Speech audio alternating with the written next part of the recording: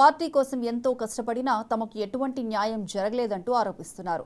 రాజాం నియోజకవర్గ సీటు తనకు దక్కకపోవడంతో నియోజకవర్గ జనసేన ఇన్ఛార్జ్ రాజు తీవ్ర మనస్తాపానికి గురయ్యారు. పార్టీ కోసం తాను ఎంతో కష్టపడ్డానని, పలు కార్యక్రమాలు చేపట్టానని ఈ సందర్భంగా గుర్తు చేశారు.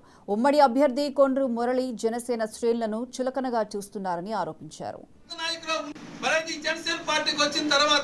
నేను ఏ రోజైతే డే 1 నుండి నేను జనసేనలో వచ్చాను, ఆ రోజు నుండి ఈరోజు కార్యాలయం కానీ లేకపోతే కార్యక్రమాలన్నీ పార్టీ ఏవైతే కార్యక్రమాలు చెప్పారో ఆ కార్యక్రమాలు ఈ జిల్లాలో అత్యధికంగా మంచి కార్యక్రమాలు నేను చేయడం జరిగింది. ఈరోజు సభ్యత్వాల నుండి కూడా ఈరోజు విజయనగరం జిల్లాలో మరి సభ్యత్వాల్లో 2వ స్థానం, మొదటి స్థానం మరి ఈరోజు మన నెల్లిమర్లేం వచ్చి ఆవిడ చేస్తే ఎంతో మంది పెద్ద నాయకులు ఉన్నా సరే ఈరోజు ఒక దళిత నాయకుడిగా జన సైనికుల సపోర్ట్తో ఈరోజు జిల్లాలో నేను 2వ స్థానంలో ఉండడం జరిగింది.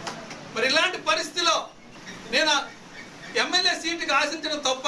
నేను ఇంకో విధంగా నేను చెప్తున్నాను.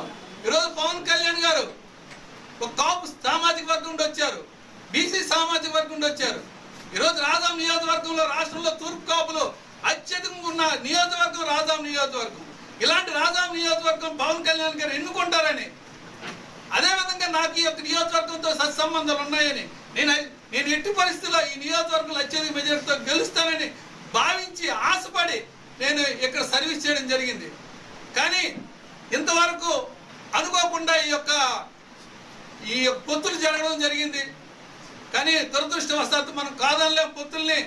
ఈరోజు ఎవరికి ఇచ్చినా సరే పార్టీ చేయాలి. కానీ ఈ పొత్తుల్లో కనీసం మేము పార్టీ కోసం మా యొక్క బయోడేటా ఇవ్వడానికి ఈరోజు పవన్ కళ్యాణ్ గారి దగ్గరికి ఎన్నోసార్లు తిరగడం జరిగింది. కానీ మధ్యలో ఉన్న వ్యక్తులు ఇంతవరకు మాకు అపాయింట్మెంట్ కూడా ఇచ్చే పరిస్థితి లేదు. మరి అది జనసేన పార్టీకి వచ్చిన తర్వాత నేను ఏ రోజైతే డే 1 నుండి నేను జనసేనలో వచ్చాను, ఆ రోజు నుండి